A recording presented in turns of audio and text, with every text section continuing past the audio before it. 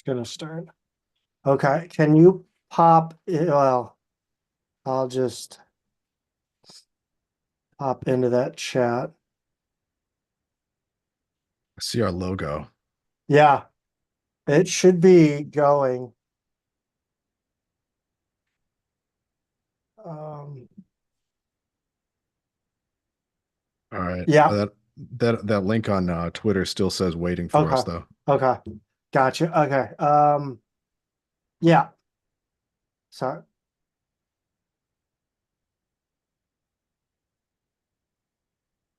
Okay. So we have the link out to the other. Yeah. Oh, fuck. Hello? Yeah, you talking to me? Okay, shit. I'm sorry. I'm confused by all the windows. Yeah, I'm trying to get to that right now and just end Yeah. it, Okay. or delete it. I see us now, but it's on like a delay. Yeah. Oh, it's definitely on a delay. Okay. All right. Um, all right. Yeah, we're streaming. Pete, how? I guess what have you been up to? What's going on over there? What's been going on? I deal besides dealing with a sick child all week, Zach, and trying to squeeze as much time to talk about this in as possible. Yeah, that's what's going on, man. I do want to make sure before we get going though, the link that you shared on Twitter, Yeah. what about it? No, it's oh, I gotta share a new. It's dead. Okay. All I right. gotta share the new video L- here. Let's get a new one Um, out there because I think a lot of people might be at that link and I want to give. yeah, okay, I see where it's at now. But yeah, dude, sick kid. I think a sick kid got me sick is what happened. Not to throw my friend's child under the bus, but yeah, I got sick the last couple days, and I never take food from a child, people. Remember that rule. I don't really have an option. I mean, like I'm in a world where a kid will crawl on my lap and cough in my face probably twice a day. It's That's just just it's just sad. life. It's yeah, it is, but it's the reality I live with. You know, Um, we had some, we have some good news and you're gonna come and spoil it? Like I don't know. well, what's the good news, Zach? Well, I guess it's, some people might question whether it is in fact good news. By the way, I'm sorry. I'm literally going to be adjusting everything here because I ran home as quickly as possible to talk to you all. Um, I mean, Travis Ford's not the coach anymore. Did you hear this? I did hear it. I did hear it. Pretty interesting news, pretty interesting rollout, which I don't think was the way that they wanted to do it, which we'll get to. And yeah, naturally, I mean, we've already been kicking around replacement names for months, so we're going to get to that too. I guess we're also going to deal with maybe the legacy of Ford at SLU and what he did and what he didn't do. And yeah, man, there's a lot to cover here. There's a lot to cover.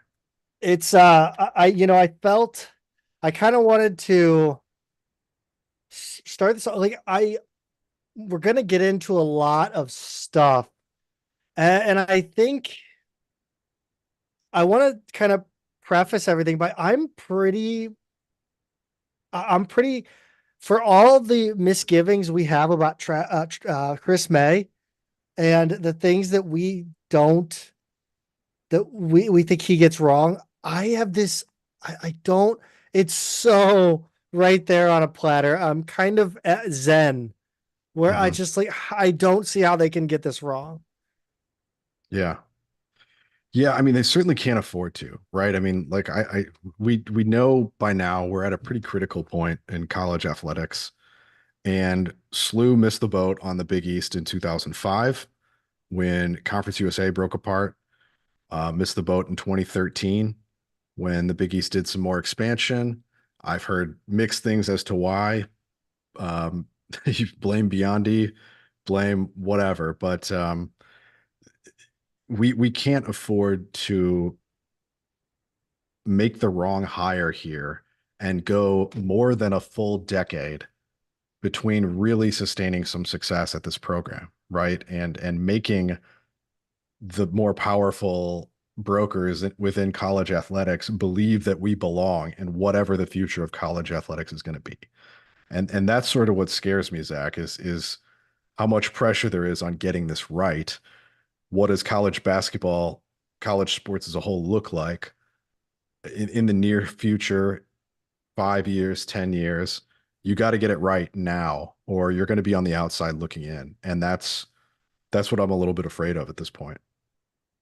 Yeah, I think so. Obviously it's a changing landscape.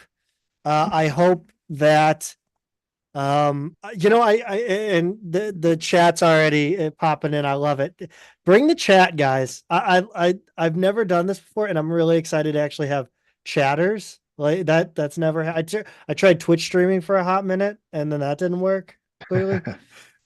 Um, but I think we got to answer this question. Is this the first live Billikens podcast ever? I don't think I did any on the house that Rick built. Yeah, I mean, unless you want to include the Twitter spaces that we've done Yeah, I did a with live stream. either us or West Pine Bills or both. I guess he did. I did a live stream during the Auburn game. That was interesting. That was just me staring at the camera, I guess. Um, and I don't know, it was weird. Um, I guess before we really get going though, we should shout out our sponsor who helps bring this podcast to you every week. They've been with us since probably the start, at least in spirit. But I love them to death. I love their products. It's Two Men in a Garden salsa. Uh, I, I I mean, what you guys know, I'm not gonna tell you all the reasons why you should buy Two Men in a Garden salsa, because you know that, you know why. So, yeah, just you can find them anywhere, here in St. Louis at any local grocery store or online at twomeninagarden.com. Which of course, if you're particular about your salsa, that's where you want to go. Follow them on social media. Go right now at Two Men Salsa on Instagram and Twitter. Tell them we sent you whenever you order. I think there's a comment section that you can go order salsa and comment um, about why you bought it or whatever. This, uh, I think, from the time the buzzer sounded to the time that Martin Kilcoyne tweeted this, I think is less time than we've been live right now by by by about 16 minutes. Yeah, I think so. I think so. That was so I was laughing so hard the other night when right as Pepperdine lost in the West Coast Conference tournament, like literally before the buzzer sounded, Javon Porter was already in a graphic on Instagram and Twitter and everything, with an announcement that he was in the transfer portal. I guess they had that timed out, and whoever was responsible for, I don't know if it was timed ahead of time or if somebody actually had to kind of click and pull the trigger on the thing, but they did it before the game actually ended by a little bit. And I felt like Kilcoyne was pretty close with his tweet about Ford being let go, and I can't imagine that's how they intended it. Well, I don't know if they. Uh, it's so weird because I know you had a lot to say about the way they did it, and I don't know if I kind of think that's just how they did it. Yeah. Um, but but I guess the difference. I don't know what the difference is. Do, what were your thoughts on it? Because you've said them, but I don't know why I'm cutting you off. I should just let you cook. Well, okay, so the way that this went down, right? Kilcoyne tweets like barely before the game ends. Like it was instantaneous. Um, Slew will be parting ways with Travis Ford. Leaves Billikens after 8 years with a 146 and 109 record. And, obviously people jumped on that quickly, right? Because what else were we going to do? And Nothing better to do in this fan base. right, right. But it's clear that not all media was prepared to run with this because he goes over to the KMOX post game and he talks to Earl and Rammer and they talk about the game, right? I thought at that point he was gonna say something. I thought for sure. I mean, I don't know how you don't address it when it's already been reported, but I guess there's a possibility that no, well, for one, I don't think Earl and Rammer knew, I'm sure. You don't think they knew? No, I guess what I'm saying is I don't think people may have known that the tweet went out. Oh no, I don't think they knew the tweet went out at all. They didn't know that. So, and Earl and No. Rammer, even if they knew whether they knew about the firing or not, I guess that can be debated. I'm not quite sure actually. They didn't go over it at all. They didn't talk about it.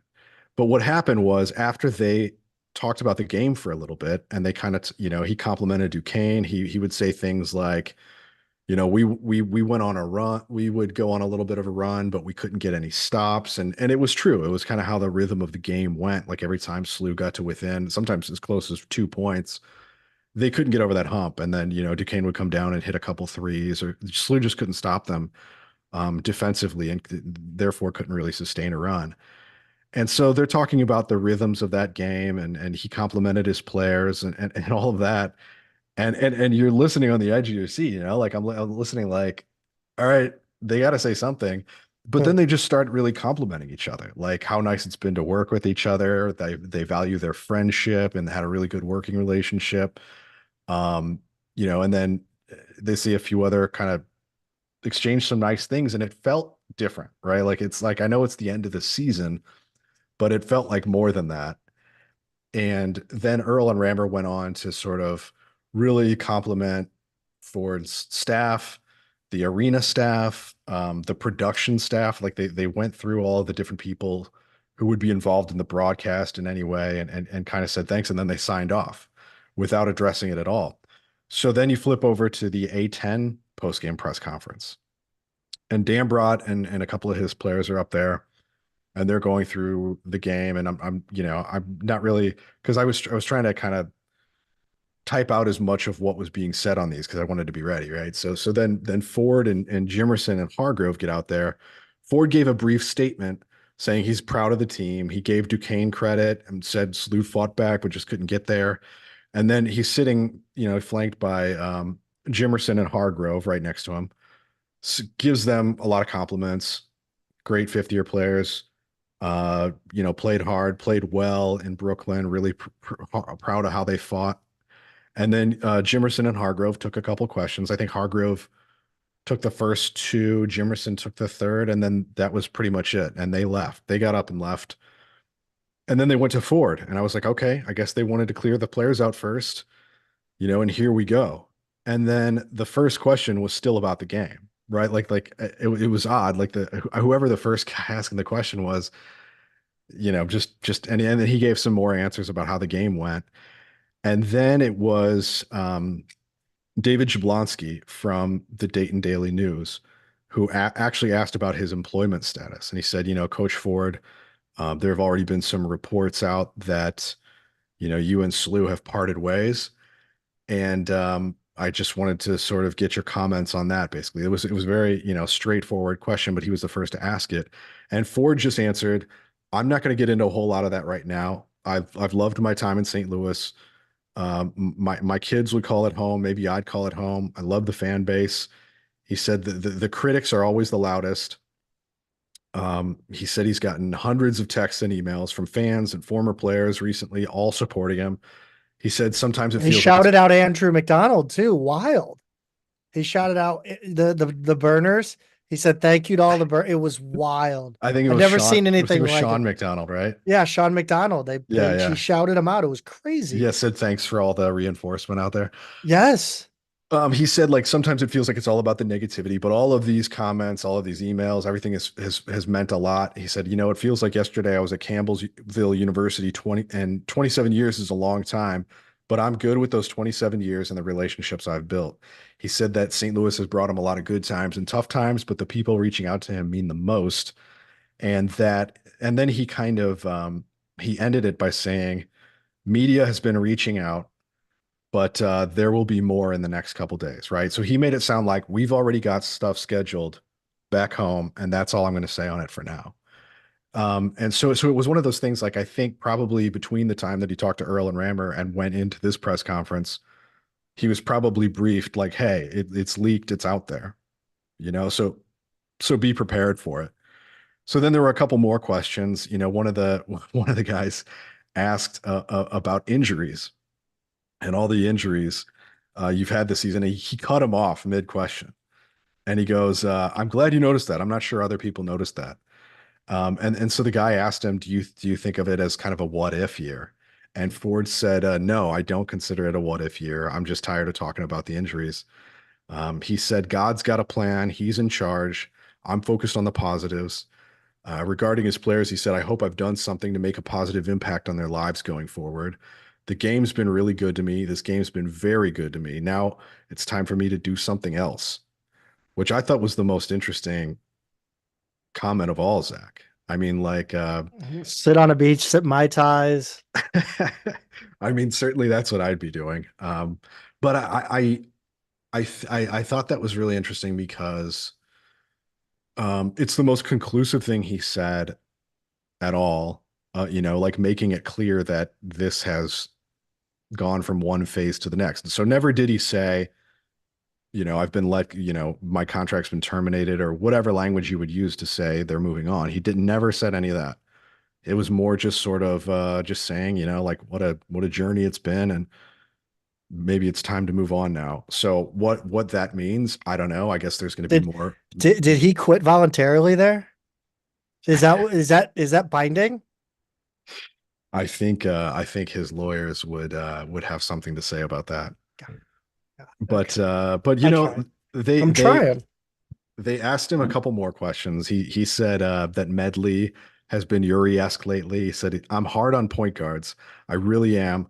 Sion Medley is heading the direction of being a great point guard. I don't know if I would have said that a couple months ago. I told him, I've been in your shoes. You need a chip on your shoulder." And then he said, Medley's really responded to that. So then they called out last question. And somebody said, "If you don't come back to St. Louis, do you still want to be involved in coaching?" And he said, "I've been coaching for 27 years. That's a lot. I've got some things scheduled in the next few days. I talk about my time here and things I've got coming." Going back to his point about hearing from supporters and former players and staying positive, he said, "Those things mean more to me than anything. I'll talk more about it, but it's been 27 years and those have been good years."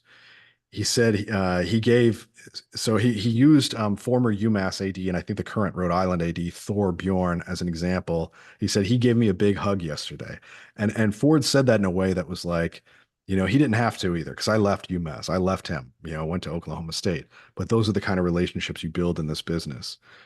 And he goes, I was just hoping I'd stay at Campbellsville University. I was hoping they'd keep me around for a while. 27 years later, I've been other places. I've met great people. It's been good. And that was it. That was it. That was the press conference. And it was wistful. He was not emotional or anything like that. He was pretty straightforward. He just kind of said like, "This is my time. This is kind of my career at a high level."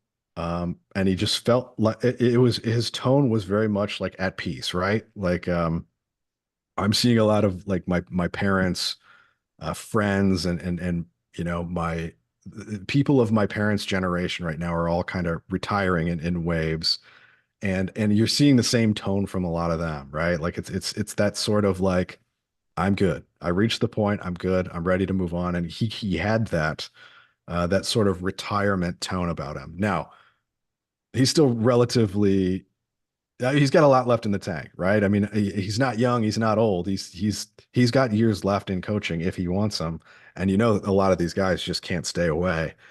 It's not like he's in his 70s or 80s or anything like that. So, um, will he stay retired? I don't know, but right now he sounds like comfortable with where he is. And I thought that was really interesting and I'm curious to see how that develops or whether that's reiterated or kind of what we hear from him in the next couple days when he gets back to St. Louis and the press conferences at SLU. Yeah, I got to imagine that, I think family is probably as much as it was um, that's a great point, Brian. He said my money would be on an unhappy booster having Kilcoin tweeting that out because May wanted to drag it out a couple more days. That is funny. Um, yeah, I just think I think Travis is, I mean, I said he should have retired after 2021 or whatever that was, 2020, 21. Not retire, but take some time off. And What so what would have made him do that, right? so, well, I mean, the death of Fort Stewart, if we're just gonna like just say it. I mean, Okay. after that, like I would have, I don't know how he coached. I don't. I'm not gonna say what I would have done or wouldn't have done, but like, I genuinely don't know how he kept going in his career with any sort of vigor besides other than like do it for Fort Stewart. Like, but that only goes so long. Yeah. Uh, So and so I think with the way the staff kind of evolved and you saw more Oklahoma State uh people, guys that he worked with towards the tail end of Oklahoma State come mhm. back into the fold. And I just think, the family aspect, he's got, Ford's son out there. Like I just see him just yeah, being Travis the family guy. Yeah, yeah, no, I could see that as well. I mean, certainly something that gives him more time, right? I mean, it's a demanding job, and no matter what you think of any coach, even assistants, it's long hours, right? This is not a 40 hour a week job. When the season's on. There are points of the off season where it is that or less, but even then, you're going to be doing some traveling and stuff every once in a while. This is a really, really demanding job, and I can see that, right? I can see him actually wanting to kind of kick back and spend a little more time with those people, And one of the things that has come through in recent in interviews, like in the coaches show, like after the whole Shane Ford thing, in these comments is he does keep reiterating that St. Louis has become home and that his three And kids would consider it home. he owns a Um, bar here. yeah, or yeah, part of it or whatever. Yeah. And yeah, he considers it.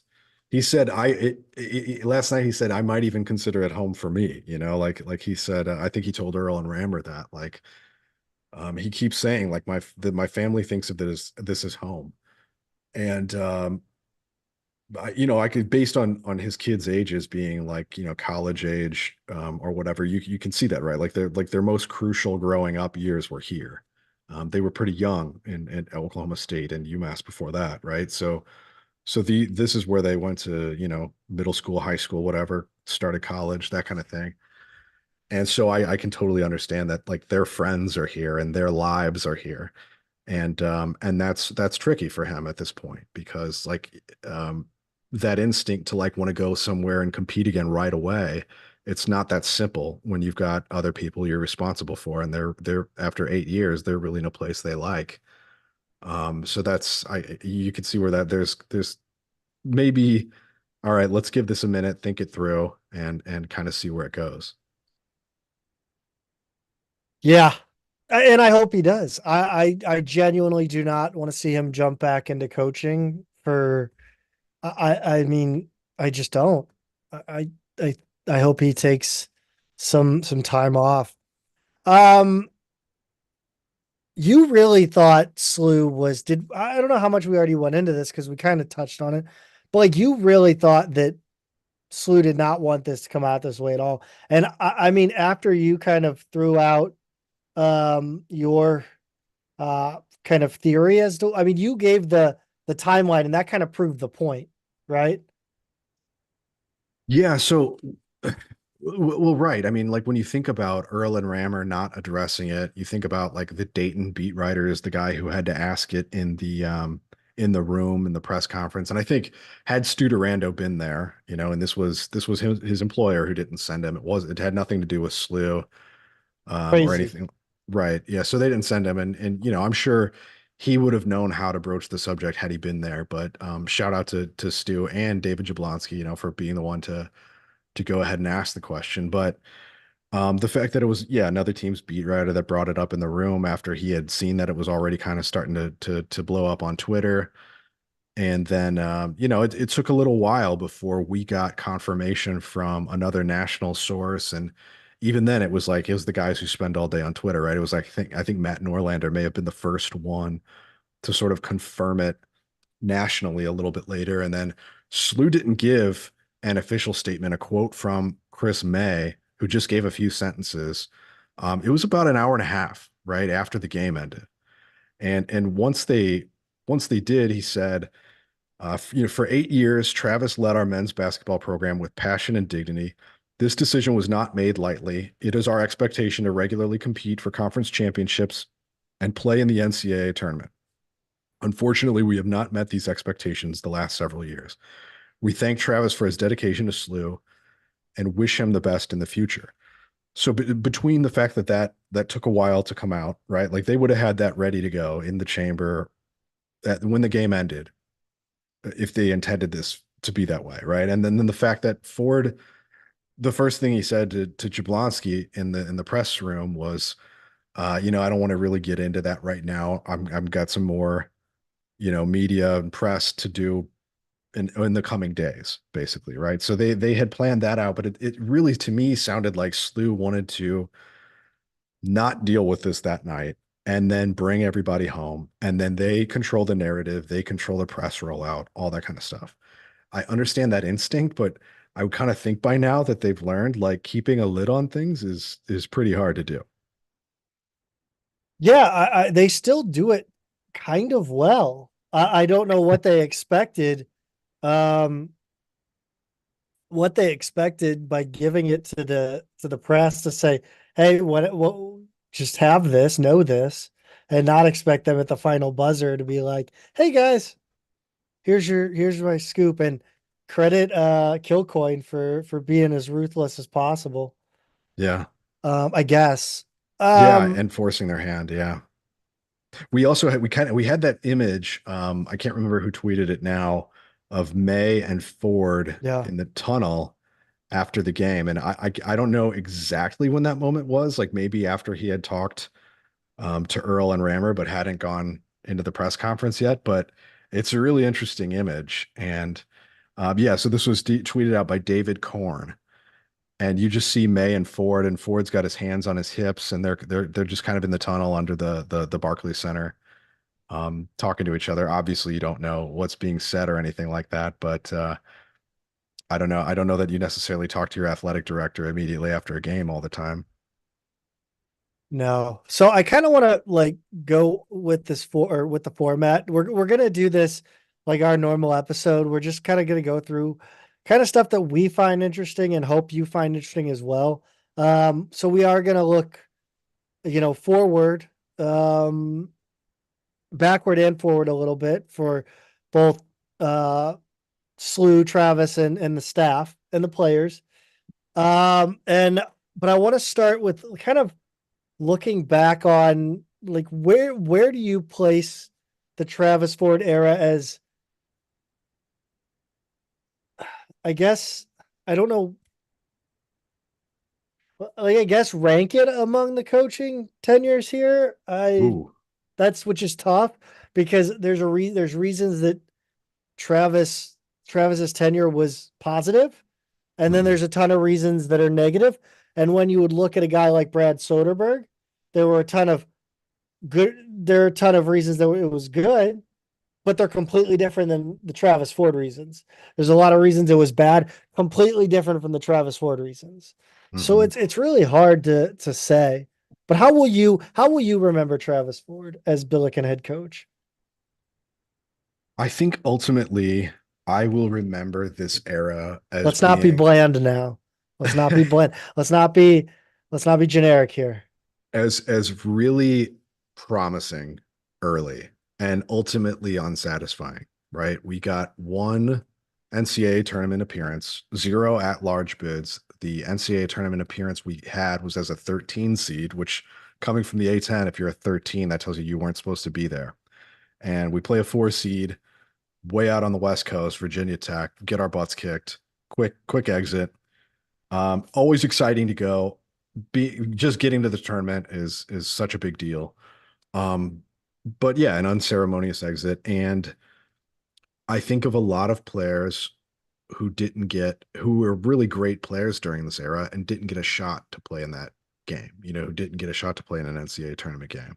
I think of all the promise going into so many seasons and being disappointed with the outcome almost every season, sometimes for reasons beyond his control, which we can get to, which is part of the, I think, reason that he had so many extra years of goodwill, right? Is because there were so many times he had extenuating circumstances, injuries, guys getting suspended or kicked out, whatever. And it all adds up to something where you remember all of this energy and excitement and everything and killing it on the recruiting trail in the first few years and really thinking like, oh, we have something here. We have something sustainable. And because I was not a Travis Ford guy when we hired him, right? Like I went back and dug up my posts on Billikens.com from the era because I thought it was interesting. And a lot of us were apprehensive, and I was one of them. I didn't like his record at Oklahoma State. I wasn't impressed with what he had done before that. A guy with some tournament appearances, but no tournament success. I think he had won one tournament game and 5 appearances at Oklahoma State. And I remember like picking brackets when he was at OSU. I would always pick them to lose in the first round, and I was that was easy money, right? So I was not thrilled with him coming in, but then like a year and a half into it, I felt stupid. I felt like, I remember thinking of fall of 17 or whatever. I was like, okay, like I can see what he's doing here. I see the vision. This is really going to come together.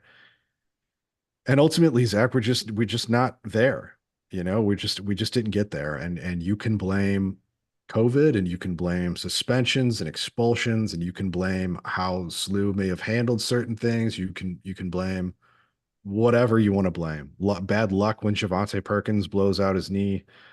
But I think last year was the one, right? 2022, 23 had to be the year. We didn't have the biggest team, the most athletic team, any of those things, but we had a very skilled, experienced team that was getting preseason top 25, 30-ish hype. And we finished right around 100 in the net rankings and in KenPom and all of those kind of rating systems.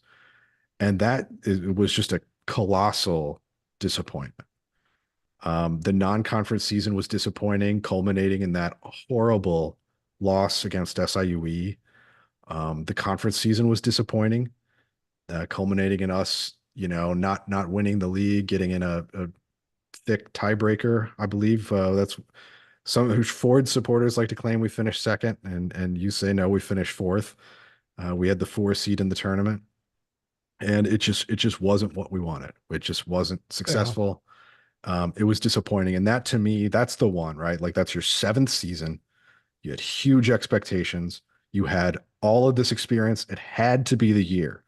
If the year went well, you schedule off of that, you recruit off of that, you build off of that. If the season flops, you're where we are now. You got to reset. You got a couple long-term players, but you got to reset around them. You don't have the NIL bag. You don't have the schedule. You don't have any of the things you need to build that program from there. And you can't afford to reset under the same coach in year 8, when the coach is not a system guy and not a guy who really, he needs a lot of talent to win. And Yeah. and when that's not there, it's not there. So I want to turn it. I've been talking a lot. I want to turn it over to Yeah, you, and I could have, we I want to could have get just your gone with a thoughts now. simple as What disappointing. You what gotta, what did I miss? What did I miss? Or better no, yet, what's your opinion here? I, How will you remember this era? I mean, I'm gonna just say that it's a bastardization of Miss Lippy's book, and it's the program that lost its way. It really, like, I just don't, everything kind of went out the door. All the good things they were doing right for the first year and a half just seemed to kind of, whatever. Like, Mhm. everything, just the attention to details kind of just went out the window, and the steam was just let out slowly and slowly until really it had no more momentum. and then it just started that slide downhill. Right. I don't disappointing. Like I almost feel like it's so bad to look back at the warning signs in that Oklahoma State article. It Yeah. feels horrible. Yeah. Like It very much was the same arc. it feels horrible to like think that we were like, yeah, we're different. That's cool. We're awesome. You're not. We got Travis Ford. Haha. It's crazy. But I guess that's that's why he gets the contracts he does. Yeah.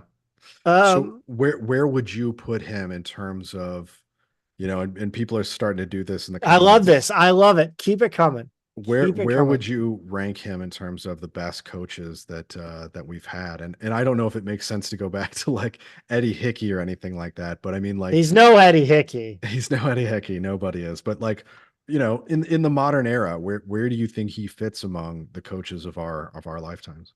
I I think he's below Soderberg only because I sit here and maybe I'm romanticizing a time in my life that was carefree and I didn't know about all the payments under the table and I didn't know that shit, right? So I just felt like every game with Soderberg, we may not be a great team, but we're gonna give whoever our opponent is, whether it's Kennesaw State, the 300th team in the nation, or it's number 2 Louisville, we're gonna give. Or he didn't beat number 2 Louisville. That was Romar, wasn't it? No, it was Uh, Soderbergh. oh, okay. It was Soderbergh's first year. So yeah, whether you're playing Louisville number 2 or Kennesaw State in uh October or whatever, it you felt like you were in the game at all times. Like it always felt competitive. I mean, yes, we had some really bad losses, but there were so many times that we did beat teams that we shouldn't have beaten. And that was fun. With Travis Ford, I feel like we've never gotten to say that. So you'd put him behind Soderbergh. Would you put him Yes. behind Romar? I don't even consider Romar. Yeah, it's 3 seasons. Yeah, I don't even remember Romar on the side. Like that's how quickly it went by. Yeah. Um, Spoon behind Spoon. yes, yes. Yeah. Majerus, of course, way up there. I don't know. Majerus and Spoon, I like the arguments for each. I think Grauer probably above Soderberg just for saving the program. Yeah. Yeah. Yeah. I think his contributions are a little underrated. Yeah. Yeah. So obviously above. So the Mm. thing Wait, about it, what? Hold on. Eric's email says Romar left for Washington. He was a success. Romar had 3 seasons. He made a tournament in one of them, right? That's So a I good get point. you can make this argument no matter how you want to, because Romar's win percentage isn't huge or anything. We were in a lot tougher conference at the time. Yeah. We went on an unlikely run and made it to the tournament once, What? which is what Hold on. happened.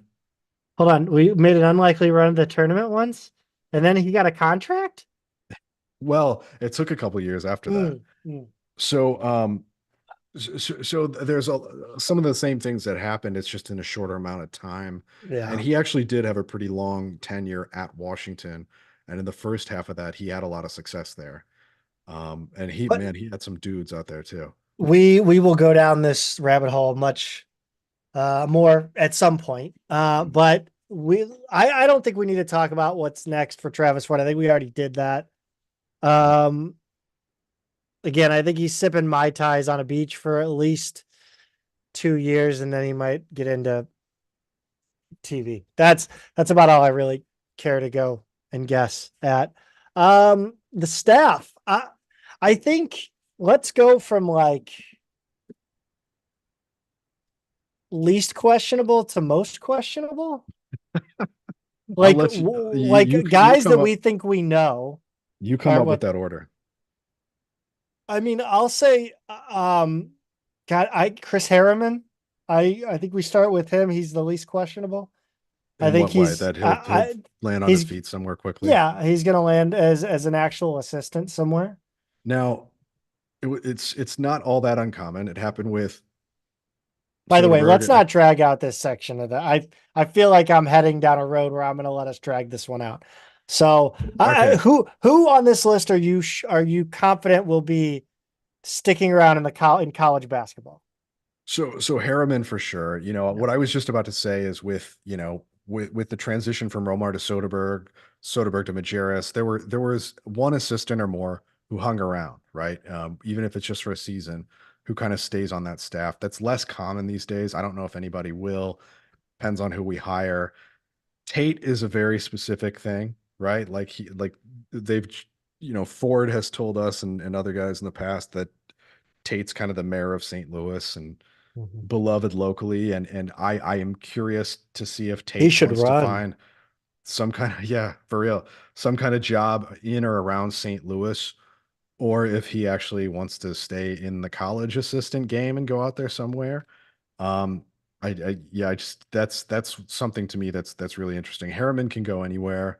He and I think so. Brian, I believe probably Brian STL, said Harry might still be, he might be a transitional guy, but we've also heard that they're going to clean house. So who knows?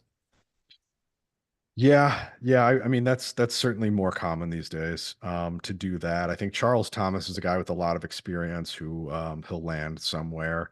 Christian Nunez and Thomas Dzagwa. I mean, those are two guys where I'm. It's a tough. They're at a tougher point in their career to have the head coach go, right? Because they're generally in a spot where they're relying on his recommendation to get like the low assistant job at another place, right? Like to start Yeah. out as that third assistant somewhere to get in as a recruiting assistant.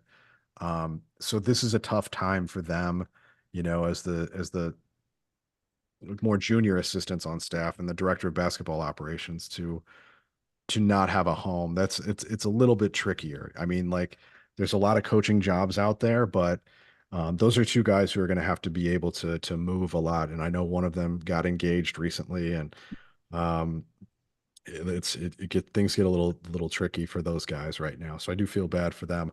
I'm less certain about Brad Lewis, Brandon Courtney, Jordan Kodrowski. I mean, they all have Courtney's brand new to it, right? He was a player under Ford. Kodrowski's a young guy. Brad's a video guy with some skills that translate. Um, yeah, I don't know if those are guys that would have a shot to stay around for and be valuable to a new coach because they know the building, they know the place, they know the culture, things like that. Something to consider if you're an incoming coach. And maybe you don't have guys already in those spots. So I don't know. What about you? Any ideas that I haven't gone over yet for these guys? I mean, Harriman, he could, I mean, I could see him also getting into some sort of agent role, like, in Australia or go back to Australia. I mean, work in the NBL. Hmm. Um, certainly, um, yeah, I don't know really what happens with the lower level guys. I mean, what I do know though is that all of these guys are already they were putting out their resumes in January, if not sooner. Yeah. I I yeah, I don't know. I hope I think Corey Tate, obviously I like um Joel Hall's comment here. Tate will be a CBC coach. I think that's it's possible. I Sure. think he's going back to like his club roots. Do they call it club basketball? What do they call it? AAU. They call it AAU. Um, Yeah. I mean, I could see that, something locally. what we got to talk about Chris May. Yeah. I talked a lot. I feel like I was an asshole last night. Not toward Chris May because I feel like I was very okay. Hmm. But like I just was an asshole because all I wanted to do was point out that Chris May should not be making this hire. And yet I sit here today telling everyone before we kicked off here that, or as we kicked off, that I'm oddly at peace and believe that the guy that, like, I'm just gonna say it. I think it's gonna be Josh Schertz. This is purely vibes. This is purely just looking at all the things that have happened. I just feel like it just makes so much sense and doesn't make, I cannot picture anybody else in my mind. Before we get to our candidate, the preferred candidates, the candidates we think are in the mix, whatever, I do want to back up and ask you some more stuff about May though, because you had some things to say to me, or some questions to bring up about just his actions in general around Yeah. Ford's hiring during his tenure, everything. And the questions are, number one, how does he view this job? And number two, how does he approach hiring in general? Yeah. I tweeted out a little bit, and I do this all the time because I'm impatient and I like instant gratification. And I think about something awesome that I want to bring to the podcast, and then I tweet it out for free. I do it every time. We can do Um, both. We can be the kings of all media. yes, yes. Um, yeah, I think this was after I uh, uh write the text, um your handwritten notes.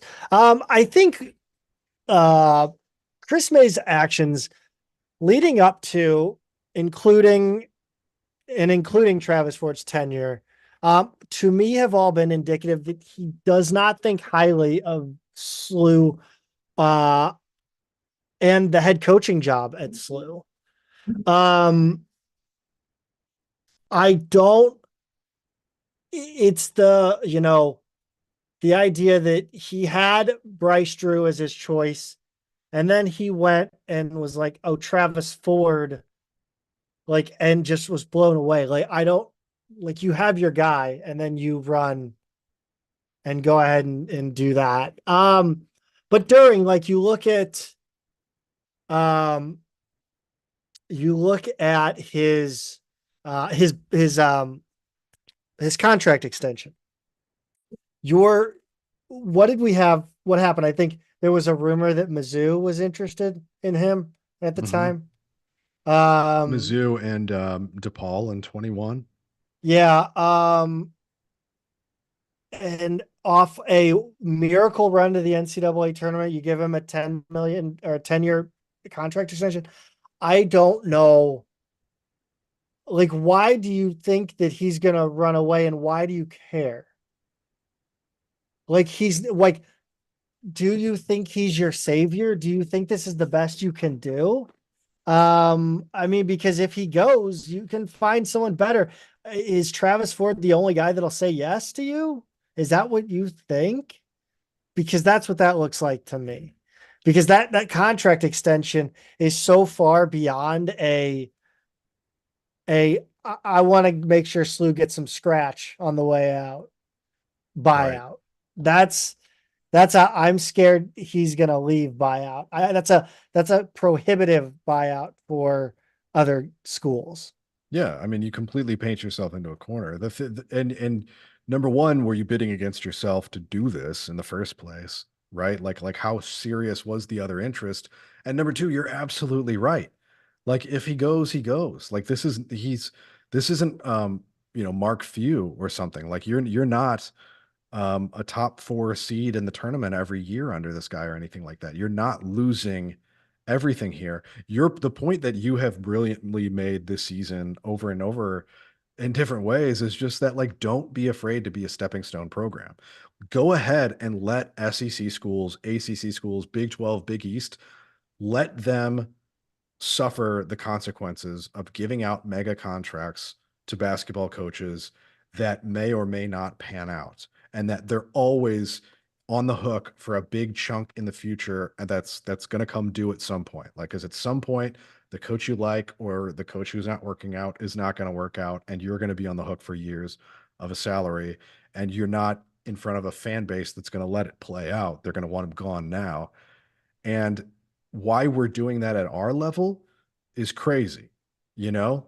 Like give a guy a good, reasonable contract, and when you get a little bit into it, if he's consistently performing and you want to extend him. Make sure you're not screwing over your institution, your donors, whatever, financially for time to come for years to come. But to give it to Ford is just mystifying to me because like, yeah, what did he do to earn it, right? Like you can say, well, he had bad luck some of these years and he got us to the tournament this one year. That's fine. That's fine. He's still going to get paid every year he's here. You don't need to commit to him for the next 5 to 10 years or whatever. You can just let it play out and cross that bridge when you get to it. What if I told you that Travis Ford had SLU convinced that he was going to get Arkansas I after mean, that 2019 run? nothing would surprise me because what's very, very clear during the Travis Ford era Because I is just learned that right now. how good is that info? Is That's that in our YouTube comments? it's very no, it's very good info. It's Okay, not in our so YouTube comments. so I mean, that's we've said it a million times. Ford's agent is a master, and He is. I want him to represent I, me in all future legal dealings. But number two, the people who mattered, Chris May, the donors loved Travis Ford. Like he had them all charmed. I think he's got a personality that plays I in mean, I St. like Louis. him. Like you Yeah, could yeah, he's come on our like he's show multiple awesome. times. Like Yeah, he's awesome to hang out with. he's an easy guy to talk to, and Yes. he kind of has an easy folksy charm that plays in St. Louis. We love Spoon, we love Whitey Herzog, we love like those kind of coaches always play in St. Louis. And our donors and the people, the fans of this program, the people who have been around forever, they like that kind of guy. And he's a little bit southern, he's a little bit country, but he's also really hardworking, smart guy.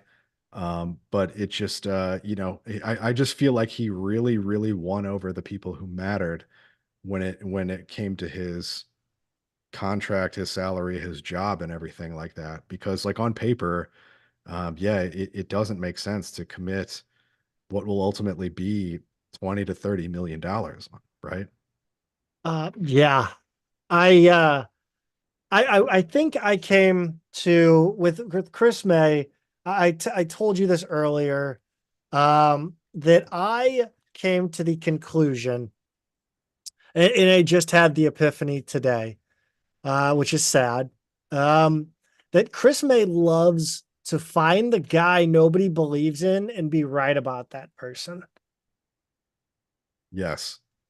Yeah. He he wants, like, when everybody's he's kind of like, am I really going to say he's perverted the idea of zigging when zagging?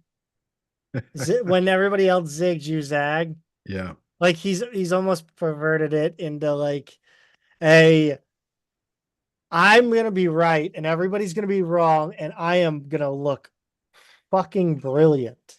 Well, and an example of that working out in the first year is Tillett, right? Like we Right. we we all came up with candidates for the women's basketball vacancy to replace Mhm. Stone. She makes a lot of sense. Here's a coach that makes a lot of sense. Here's an up and comer from here who has ties to our area, kind of thing. And he came up with a coach that none of us were looking at, and she made the tournament in her first year, right? So he makes himself look like a genius in that instance.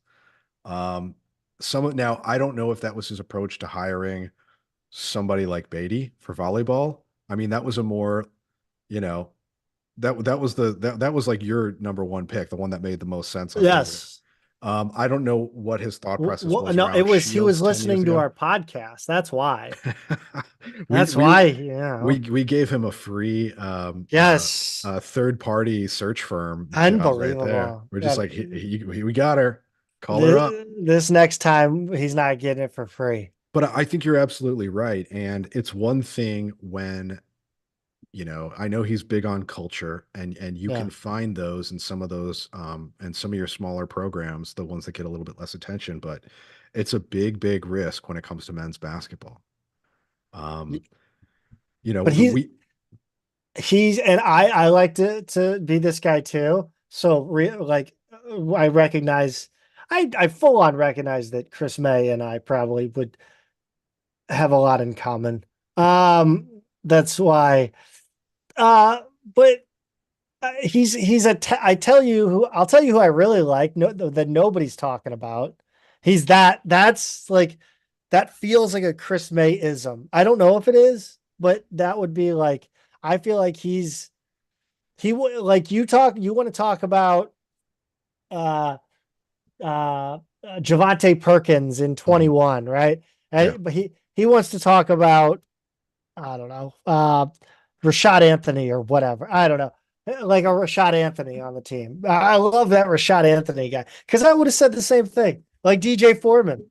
Like, oh, like everybody's talking about Isabel. Oh, well, let me tell you who was great in that tournament.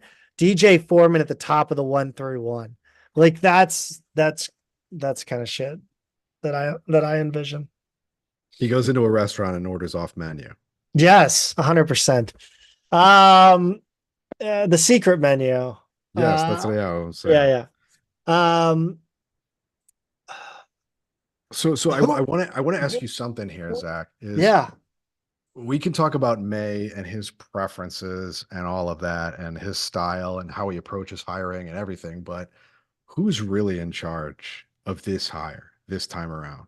dude, Because I got no fucking we clue. we've got obviously you've got a president.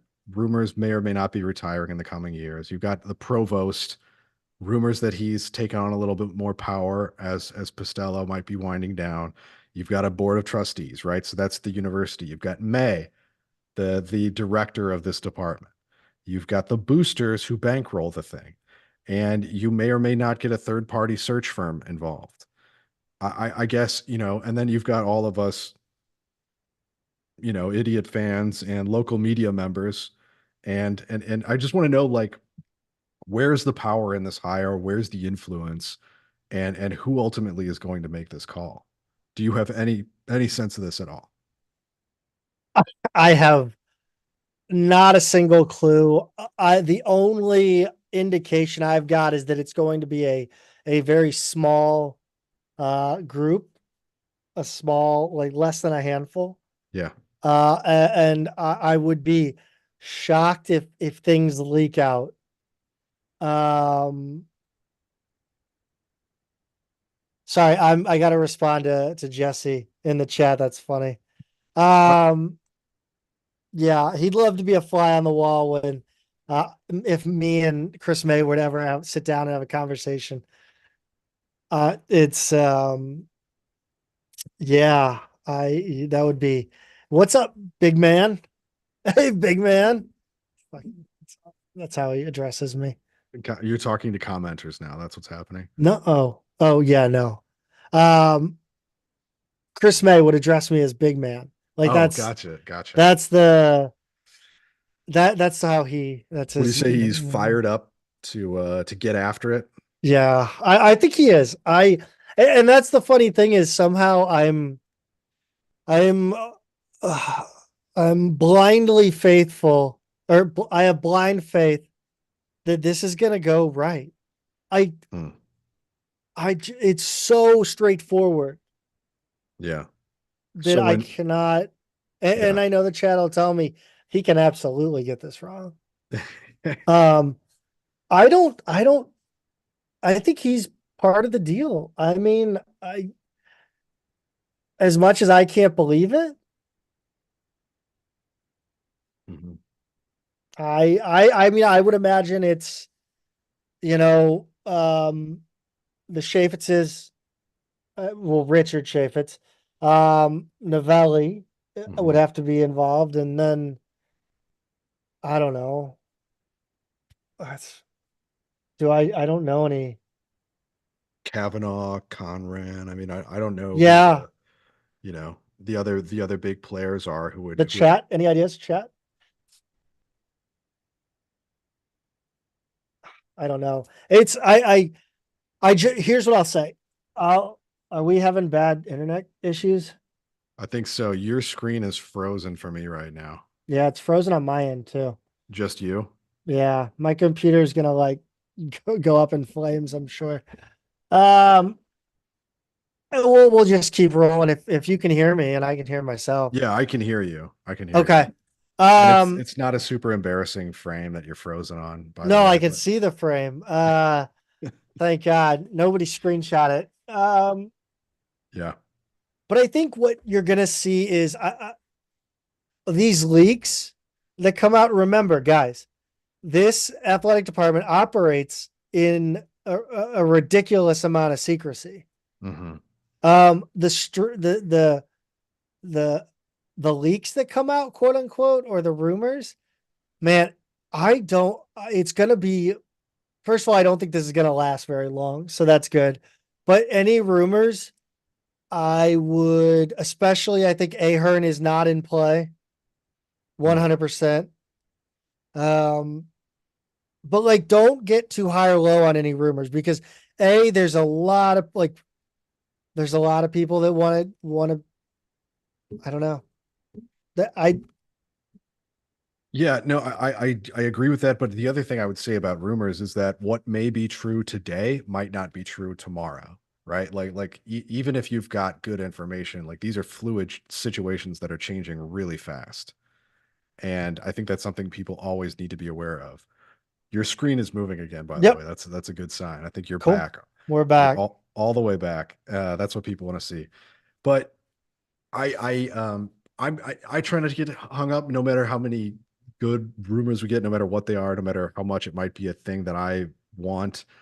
Um, I try to keep that in mind, right?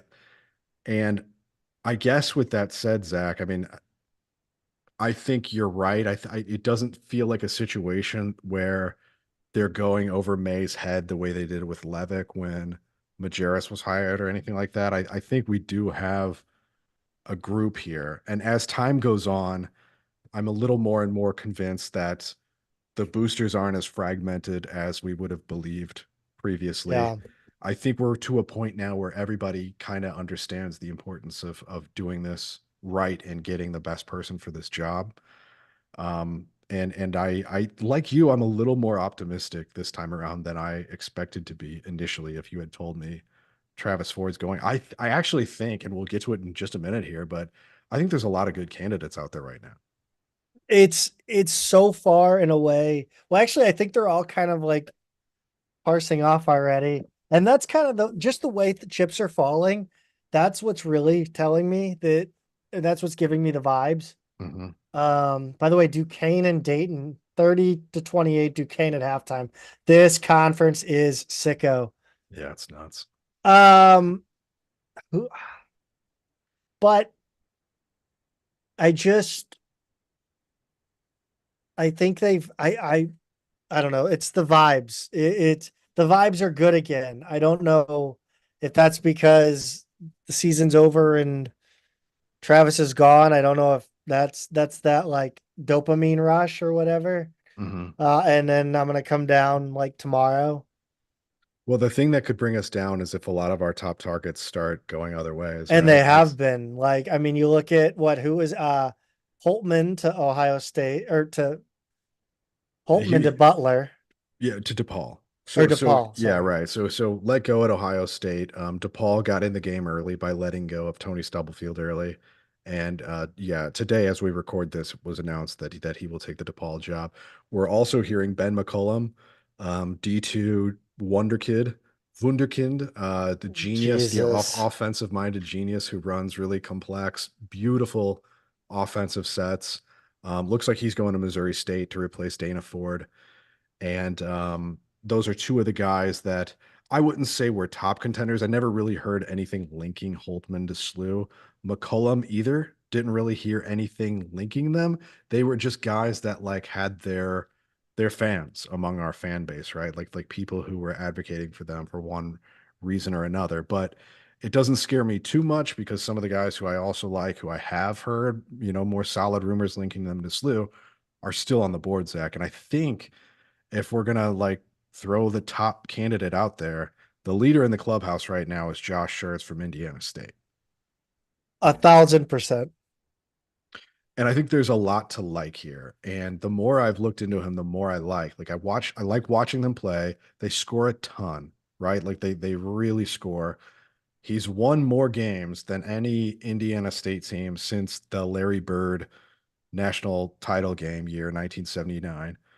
Um, and he has the two top victory totals since then. I think one of them is tied for second, and the other one this year would be the most. Since then, Indiana State has only been to the tournament a few times. He's very quickly turned it around there in just 3 years. Incredible win percentage there. I can't say enough about what he's done there in such a short amount of time. And that's a guy coming up from D2 as well, who was thought to be a really sharp basketball mind, and he's absolutely panned out. Now, Indiana State is in a weird spot right now. Missouri Valley Conference title game. They lost to Drake, and they're kind of sitting and awaiting their fate. If I'm the NCAA tournament committee, to me they're in. They're no doubt. I would rather see a team like that than a middle of the pack power conference team, because I think that's what makes it a good event. But it's not up to me. We don't know what's going to happen. They'll find reasons to keep them out if they do. That mostly come down to the fact that power conference teams refuse to play teams like this. And so I don't know what teams like this are supposed to do other than go undefeated. I do you think Josh Schertz making the NCAA tournament will affect SLU? And do you think would it get done before they finish? So there's always the rumors about like handshake deals being made, right? You know, the risk is if we don't have something in place, they get into the tournament and then they win a game or two. And now any of the power conference teams with an opening are taking a look at this guy, and maybe they wouldn't have before. Because if you're a power conference team and you're like, hey, here's our new coach who we're going to spend 2 million plus on a year, and he's a guy who 3 years ago was coaching in Division 2, a lot of your fans and boosters are going to be like, hold up a minute. Like that's quite a leap, you know? And so if he makes a little noise in the tournament, that's different because now they've seen the proof. Now they've seen what he's capable of. So just making the tournament alone is a big difference. But the other factor is timing, because like, yeah, if that's our guy, you want to have something back channel done with him before he starts in the tournament. Number one, for that reason. But number two, because if he goes another direction, now you've let a couple weeks pass, and you're still starting from scratch, right? You're on mute, Zach.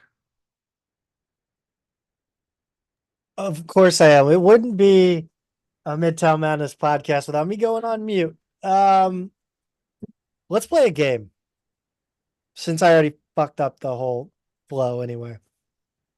You're gonna give me one word that expresses your opinion on this person as a candidate for SLU head coach. Okay. Okay. So like I would say, um, Tom Crean. Oh, hell no. Something Gotcha. Oh, like that. so I do get more than one word? Well, you just quickly don't give me a fucking diatribe. Yes, understood. Josh Schertz, Home run higher. Chris Mack, Sure thing success at SLU, Porter but Moses. expensive. You're you're Sorry, pushing sorry. it. Porter Moser. Porter Moser is about as close to Mac as can be. I may give Mac the edge in terms of how confident I am, but yeah, kind of the same thing. Expensive, but high floor. Darian DeVries. Very strong higher. He might be my number two to Shirts. Brian Wardle. He's a notch down for me. Hasn't done as much at Bradley as those two guys have done in the same league. Uh, Blake Ahern. It's too risky. Can't do it right now. Mike Mike Bray. No, I don't want a guy out of retirement like that. Uh, Dustin Kearns. He'd be a very good coach. I think he's going to go somewhere a little more regional. He's at Appalachian State, but he's a very good coach. Uh, Bruce Weber. Absolutely not.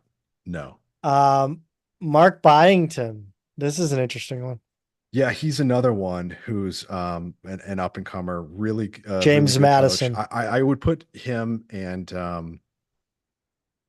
Justin Kearns and Mike Morrell at UNC Asheville all kind of in the same. Wardle. You'd put him with a Wardle. Not with Wardle. I think they might actually be, a little the younger, more exciting, up and coming ish. But I think they're going to be looked at by some of the programs more in the East and Southeast kind of thing, more regional. Um, I don't, by the way, chat, Kwame Vayukas the fourth. I don't want to think about fallback options. There's no fallback. Um, Well, some of those might be on this list, by the yeah, way. true. Bryce Drew, which is an interesting. Actually, I want to do this one. Can I take this one? Go for it. Like this is what did I even tweet? I tweeted it out. Can I just play my greatest hits? Yeah, go to our profile. Um, It's not very what? far Go ahead down. and give yours real quick. My thing on Bryce Drew is he is a very specific flavor. Um, he's got to have the right cultural fit. Hmm. Valpo is that. He went there. He's beloved there. Fine. Grand Canyon is that. He was given autonomy there. It's a weird school. Fine. He bombed hard at Vandy. Hard. He had a ton of talent. He had future NBA players on his last team and went winless in the SEC. I think he's a guy who's very risky because he is a very specific culture kind of coach. And Yeah. unless you have All right. 13 scholarship players on that page, big risk. What do you I think? got it. It was basically that he has an insane amount of resources comparative to the rest of the teams in his his teams in their conference. Yeah. Um. So yeah, I don't want a guy who's been smothered with riches for his program. Yeah, I Uh, think that's right. That's I a want good to get point. the unwashed. That's what I want. Right.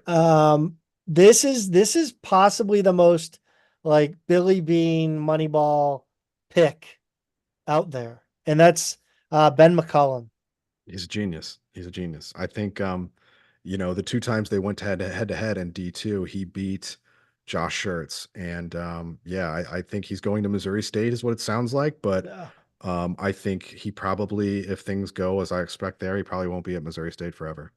All right, let's more brevity, more brevity. All right. Uh, you mentioned Mike Morrell, so we'll move on. Chester Fraser at Illinois. Intriguing. Oh, go ahead. Do we even? I don't even want to talk about assistants, honestly, Well, because I that's don't. the We're thing. I we're don't think not we're gonna gonna. hire an assistant. Yeah, we're Yeah. not gonna hire an assistant. Bucky McMillan is a guy who's kind of flown under the radar, Pete. I kind of have a feeling, and Samford's in the tournament. I think he's going to get plucked by a bigger program. Um, looking for an exciting up and comer. And if somebody misses out on like a Dusty May or something, that's your guy. This coaching search needed a good plucking. Yeah, plucking Um, Bucky. yes. Oh God. The one actually, you know what? Is Jake Diebler just going to be the Ohio State coach? I don't know. I mean, he's pretty well regarded. Um, Never but mind. I don't know. He could get a job elsewhere. I don't need. They're not going to hire him at Ohio State though. That No. program's too big. Somebody mentioned the chat Preston Spradlin. Yeah, Morehead State. He's another one I would probably lump with like the Appalachian State, UNC Asheville kind of guys. Up and Okay. comers, they're going to get jobs. I like them. I think they're good coaches. What I don't know what the connection to SLU would be. This is an interesting one. I feel like when you talk about Dusty May, Pat Kelsey, Danny Sprinkle, these are guys that we'd love, but I just don't see it happening because they're going to go higher. I think that's probably true. I think Sprinkle, after 1 year at Utah State, is already going to be getting the bag from Washington. Did he take a team to the NCAA tournament the year before? He did. And then, so he's done the Tillet. He has. That's He's, exactly and what he he did. could be looking at uh, A a third third. chance. Yeah. Call it the Sprinkle. Yep. Yep. And it's funny because the guy he replaced has a chance to do it too. I Odom. If VCU makes it, if VCU wins another yeah. game or two, I think he could do it too. So kind of weird. Tom Crino, hell no. Uh, Yeah, that's Chris, that's the hardest no on yeah. this list Chris Carrawell is an assistant. from Uh, St. Cr- Louis. I think it goes without saying. We said it last night. Chris Harriman, I love the dude. I love the dude. It's not that moment in time.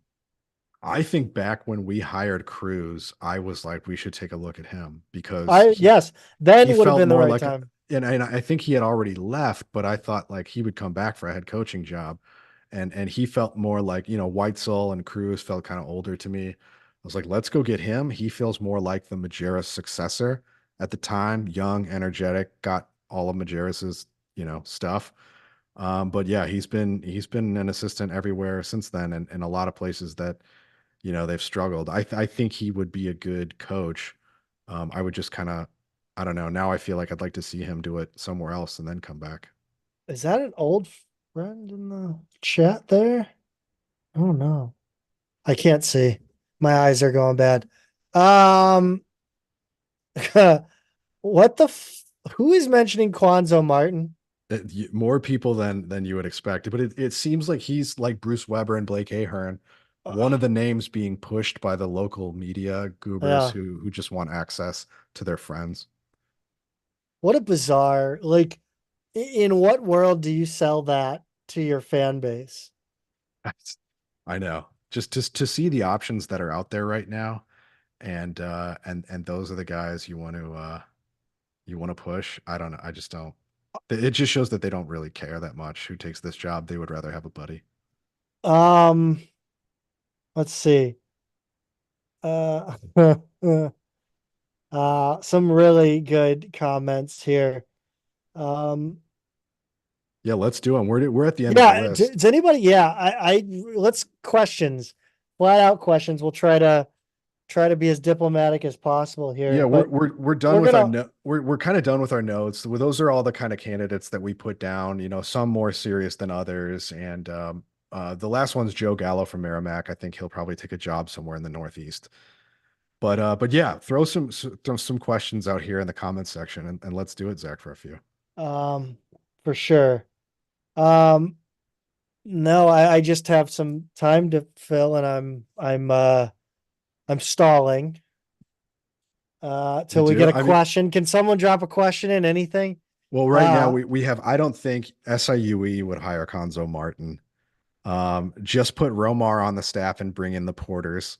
That's a fun idea. Bring him in as your experienced um, assistant. who's bankrolling the buyout? Is Steve Rogers' question.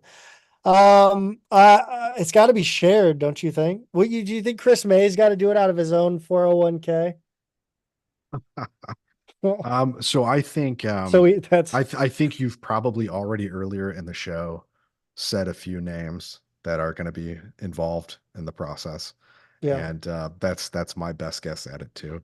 Right? I mean, we have a tier of big whales, blue blood donors, and I think they're the ones who have a vested interest in seeing the program succeed, of a vested financial interest. And we certainly appreciate all that they do for the program and hope that they're all working together to move forward in a good direction. And I think they will. But yeah, that's my best guess. Would you care to speculate again, guys? We have no idea. But do you think there will be some sort of negotiation um of the buyout terms to lower them? Um, it's a good question because normally when they do, I don't know. I'm thinking about like Mac at Louisville, but like there was, an argument about whether or not that was for cause, right? Like because he left on bad terms due to a scandal. And I don't know what that, I mean, maybe they negotiate it down, but I don't know. I don't know how the contract's written up. If I'm Ford and the contract says they pay me, I'm not negotiating down. Why would you? Um, hey, what's up, Scott? Thanks for popping in here, man. I appreciate you watching. Um, but he did text me earlier today and I was in a bad mood. So sorry for that. It's just, dude, it's literally the same questions the entire day. The being the day after the firing, everybody that I'm the Billiken guy Yeah. had to ask what's up. So what's the Uh, question? so the question is, there's been so much smoke around shirts. What is the smoke there? Is there some connection there? Are we just banking on it being a step up for him? I think I know that he has interviewed with Slew, I believe. I mean, I have to.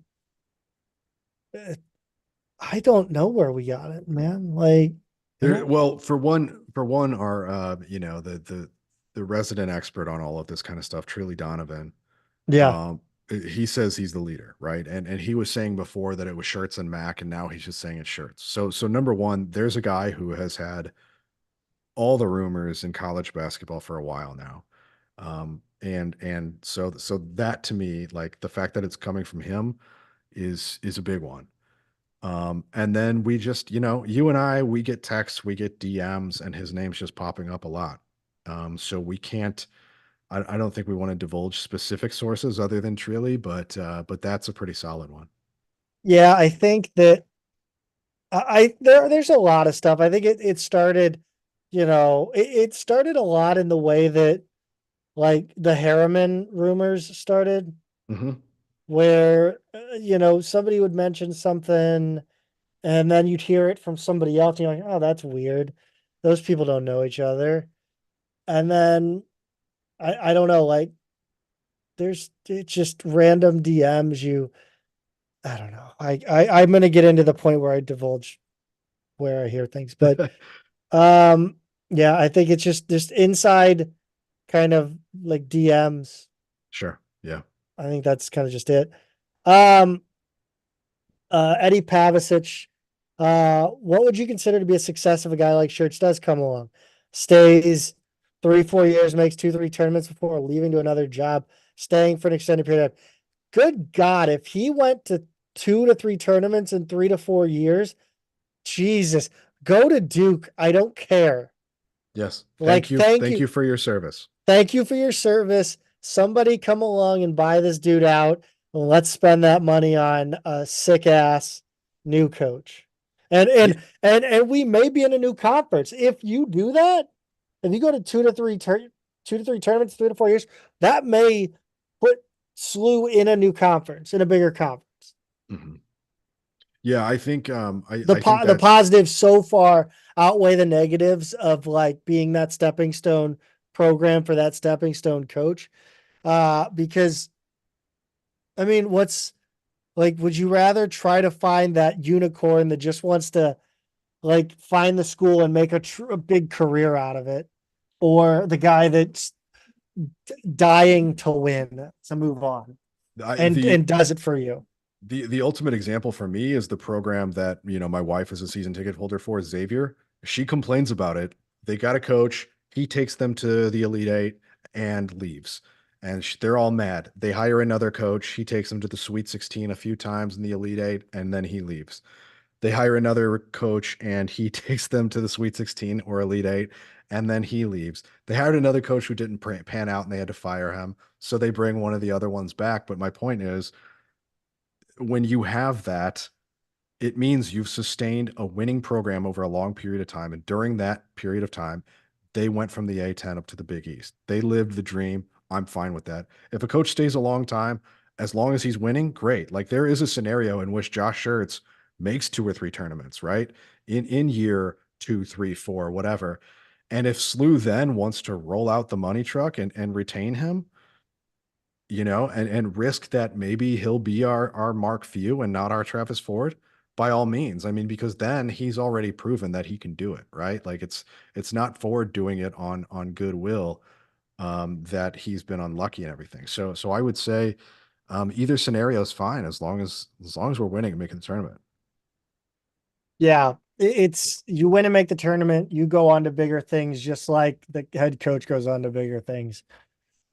Yeah. Um, let's see, just the amount paid each year. Yeah, so no, about 3 to 4 years. If when Ford takes another coaching job, that school will release the buyout terms. Yeah, that's they're talking about the IRS. Oh, He okay. answered another question there. But right above that, do you think the BVF will continue or the new coach will come up with his own program? I honestly think it's going to be some, it's to steal a meme from the board 50-50. Um, it could be a mix of it. Like the BVF is the coach backed fund. Because isn't that what just happened with Kentucky? Yeah, they did just start. I haven't read a whole lot about that yet, but they did just start a whole new thing. And I think and we'll have a special episode coming up soon. Special episode, one of our regular episodes now that basketball is over and maybe once some of this winds down, I've got a lot of notes on NIL that I'm waiting to dump into an episode, and we'll go over some of that. But in terms of this question specifically, I would be more inclined to think the coach is just gonna he would rather rework it to make it work for him. Or maybe he doesn't care and is like, hey, the people who are there fine, the name's fine. It just needs to be funded. I think those scenarios are more likely than him, coming up, throwing it out and coming up with a whole new thing.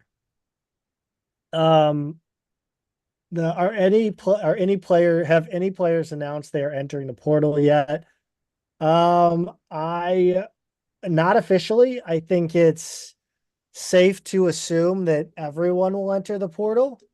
I think you might be able to look at, and I'm just doing this based on how many years they have left. I mean, some dudes, and I know you don't have to sit out or anything, but I mean, some dudes just don't want to pick up and move their life Mhm. um, for 1 year. So I could see a guy like Ezewiro staying. I don't know if the coach will want him.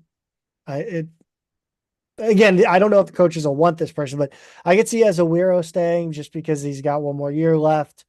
And Sincere Park, he's already transferred twice. yeah. Sincere Parker's gonna be gone. Yeah. I think a that's a fair, easy statement to make. I think that it's complicated with Larry Hughes, for sure, but I think he absolutely could stay. Again, he's young too. Like there's that point that they don't have many years left, but there's also like, oh, they've got a lot of years left. Like they could, you know, it's 6 of one, half dozen of the other a lot of times. Um, so again, I'm just going off the top of my head. George Churchich, I have no idea. I don't know about him or any of the foreign bigs.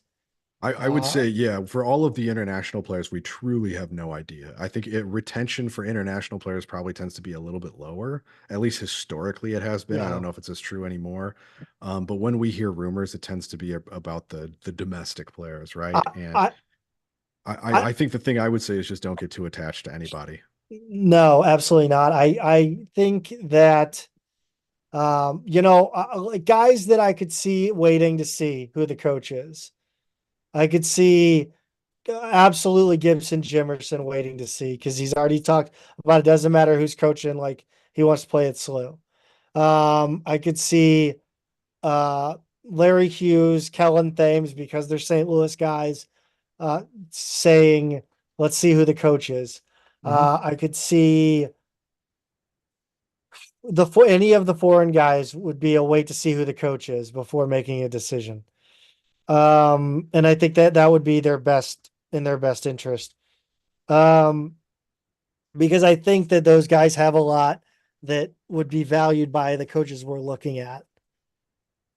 Yeah. Um, Sincere Parker's gone. Um, Sion Medley. In fact, I don't think I want to call a little cap on the Sincere Parker shoulder and illness combination there for why he didn't go to New York. Um, but Sion Medley, uh, I could see him going. I'm sure there are A10 programs right now beating down his door. Actually, I know, I believe, I'm sure Dayton is interested. I know Dayton is interested.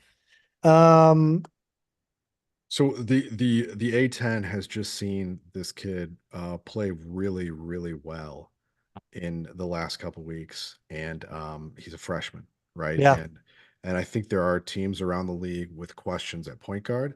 They see a guy from Camden, New Jersey, and Katie Shields has said it to us before, Zach, and it's sort of like, do I want to play against this kid or do I want them on my team, right? Like I would think there are some A10 teams who have really become aware of who he is and what he can do, and all very suddenly. And we know there are some teams who'd like to shore up their future at point guard for sure. can Ezewiro transfer? Yes. I think anybody can transfer whenever the fuck they want now, right? He can, but his future could be murky. I mean, there's the whole thing about time transfers, like all of a sudden all becoming eligible this year, Azuero being one of them. But do they want to risk going out there again and facing the possibility that the NCAA or some governing body otherwise says you can't just transfer unlimited times willy-nilly? I don't know. It's a calculated risk, I think. Yeah. Um, Keeping Harriman on the staff another year gives us a chance to keep the foreign players we like another year to evaluate. I think that would be a fine idea. Like I said, I think again, it's going to be up to the new coach.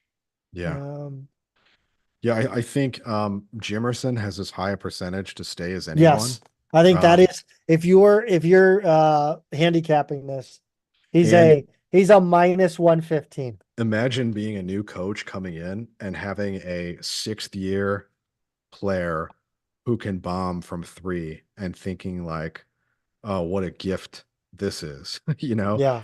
to be able to have in my arsenal, in my offense.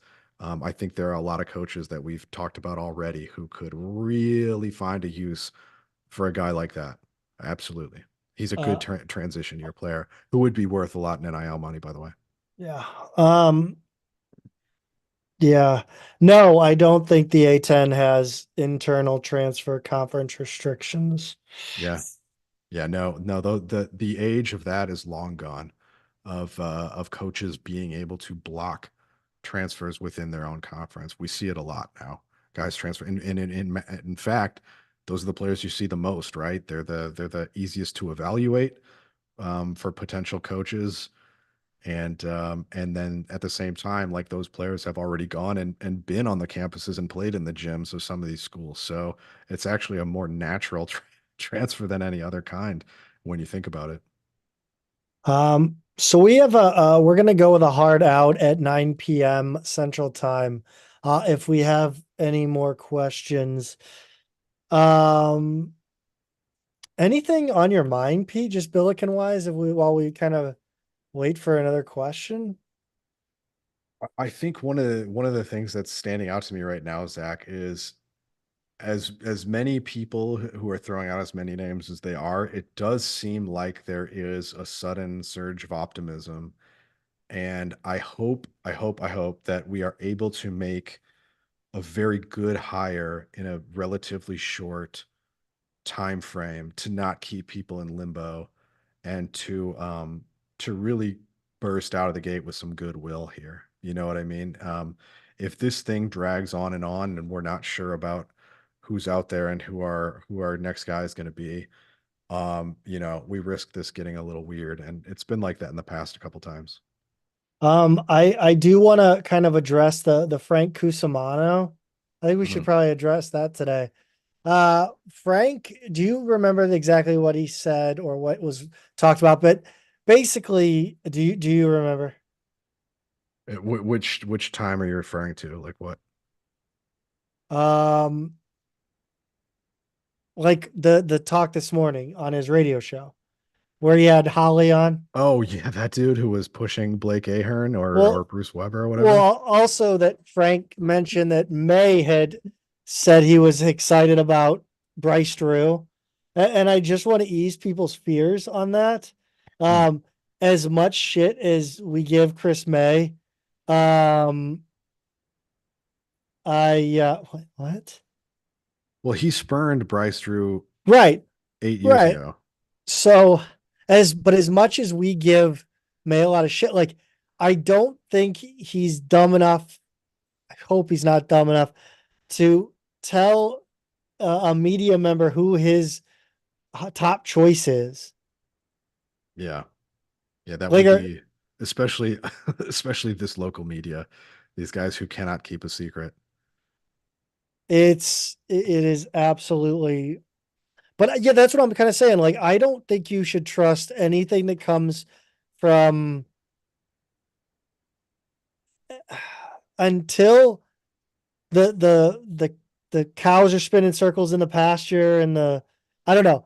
Uh, Until the wagons are circling and until you can really tell until we start getting nervous Hmm. or West Pine Bills gets nervous, I would say don't mind any of the absurd name choices out there. Yeah.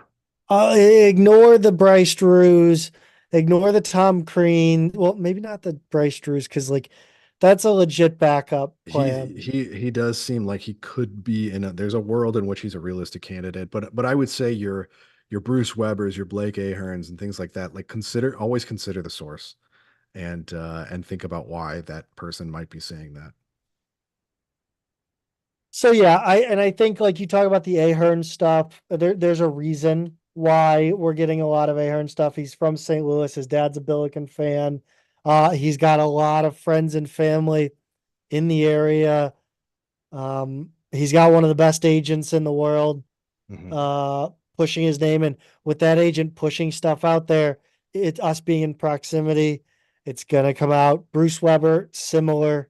You're gonna hear guys. I would I would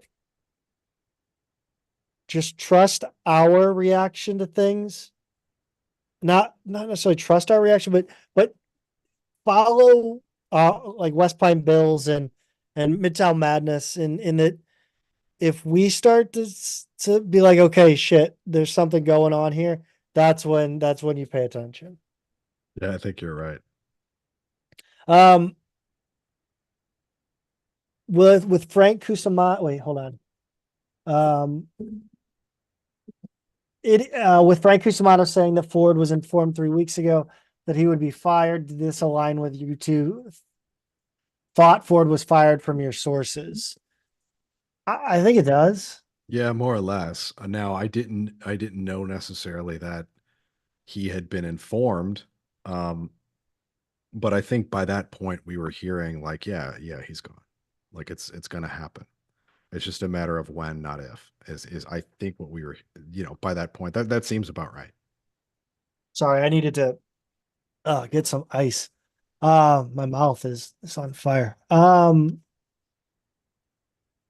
Let's see. It's genuinely nice to see how many people are saying how great of a podcast you have. I know. No, that's not the comment. It is genuinely nice seeing how many people are saying it's an attractive job at least. I'm glad to see it. I thought, you get that misguided, like, isn't that a lateral move from the Missouri Valley? They Um, they wish. I genuinely think it's a top five job, non-power five. I mean, certainly when you look at the combination under Travis Ford of pay scale, institutional strength, facilities, and other resources like that, market, there are a lot of reasons to like this job, right? I think it's a really probably an underrated job nationally, and Travis Ford got paid a lot of money for a long time and we'll get even more money now with a buyout. And even if the next coach doesn't make the same salary, all of those other things are still true, with the possibility that someday there's a real payday here, if things pan out. So yeah, I think that's spot on. This is an underrated job. Um, uh, the Indiana State fans are not happy with Shirt's name being linked to SLU. Pete, Duh. you've gone through the comments and stuff. I went through some this morning. I'm sure there's a lot more now, and yeah, they have a lot to say about Well, don't worry, we've got our NIL and we're gonna up his salary and all that kind of stuff. But I've been to Terre Haute plenty of times. I've driven through Terre Haute hundreds of times. Like, there's not much going on there. And My my my dad used to live in Terre Haute. Indiana State, as a program within the state of Indiana, is not. Um, it's way down the pecking order. And I know we look down the road to Mizzou and it's the big bad SEC program and all that kind of stuff. But for a lot of other reasons we mentioned, a lot of things that we can offer that Indiana State cannot. And I know everybody views their own program differently. And I know they hate the fact that they're sitting here biting their nails, wondering if they're in the tournament, and they have to worry about whether their coach is leaving. It sucks. I would hate to be in that position too. We've been in that position before. Not enough, It's unfortunately. good. It's good to be in that position, man. Like Yeah. they should be excited. They should be stoked that we're going to pay a buyout. And Yeah, yeah. I mean, even so, it's a tough pill to it swallow when is. like your guy's there and he's really taking you to great heights in such a short amount of time. I get it, Yes. like that. 100%. That's they haven't been really good since 1979, and I was born in 1983, and I'm in my 40s, and it's crazy to think that like an Indiana State fan my age has never seen this before. So I get where they're coming from, and Yeah. they've said a lot of things about SLU that are wrong, but like I'm glad we have them scared. Um, did you guys notice Garrett Waller, the associate AG at URI, was in the spaces last night? I didn't. Thank you for letting me know that uh the associate AD at URI was listening to my stoned ass ramblings last night. That's Oh, funny. couldn't tell, Zach. Yeah, Um, no.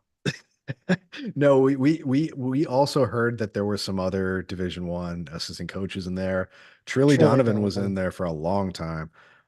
There were a lot of other notable noteworthy people in there. Technically, Jack Raboyne is a Division One assistant that was listening to the spaces. Yes, yeah. Even though he's a friend of the show, Yes. he is a Division One assistant as well. But yeah, like yeah, there were some interesting people who popped in and out of there, and Obviously, Ross Shafit stayed in there for Ross stayed it's in about for 75% of it. yeah.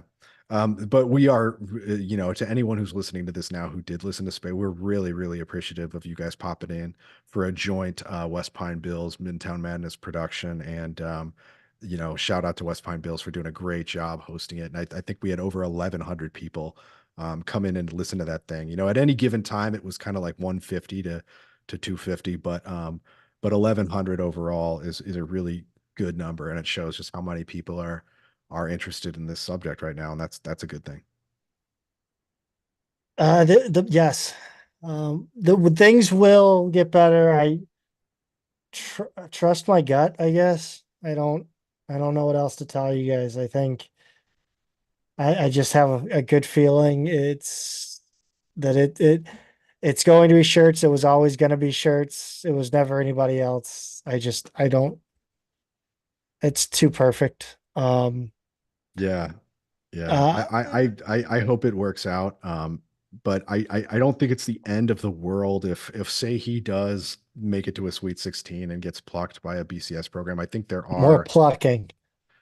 Oh, am I using an annoying word more than once? But if he gets taken from us and we don't have a I have Liam a special Neeson set of to skills. keep him in St. Louis. But no, I think there are a few other good options in there. I didn't mean to breeze over some of the other, No. Division One coaches in smaller conferences who I think would be good. I just don't think those would be our first choice guys. Uh, And I think Shirts is. we got requests for more player interview episodes this summer.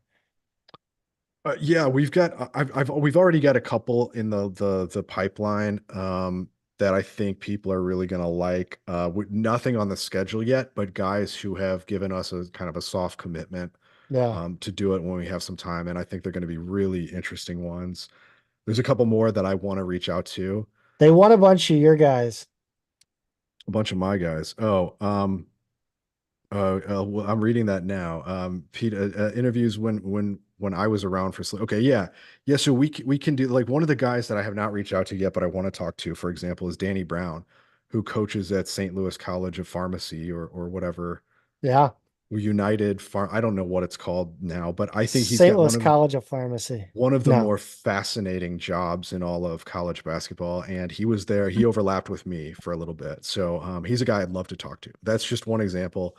If anybody knows him, throw him our way. But I've just been lazy and not reaching out to him. And now that the basketball season's winding down, yeah, we do want to get some others in the pipeline. But yeah, we've got a couple from my era, soft commitments, and yeah, we're gonna get a little more aggressive about that in the spring and summer, I think, right, Zach? Yeah, definitely. I think we could, yeah, I want to go way back too. We need to, I think one focus we need to do is start looking at the, the players that are really aging. Yeah, yeah, yeah. And That's a I good think, idea. we need to enlist the help of our listener base to do so Yeah, because if you a lot of these guys are around St. Louis, and if you know them, if you have a connection, tell them we might be interested, and you guys know how to find us. Put us in touch. yeah. Well, I'm gonna let Pete go watch the last 7 minutes of Dayton and Duquesne, unless he's got to go. I've probably got an angry Yes. spouse and a crying daughter Well, upstairs. we'll get you out here 3 minutes early then. We're in day 6 of strep throat, man. All right, Pete, go Bills. Go Bills, Zach. See y'all. Thanks for joining.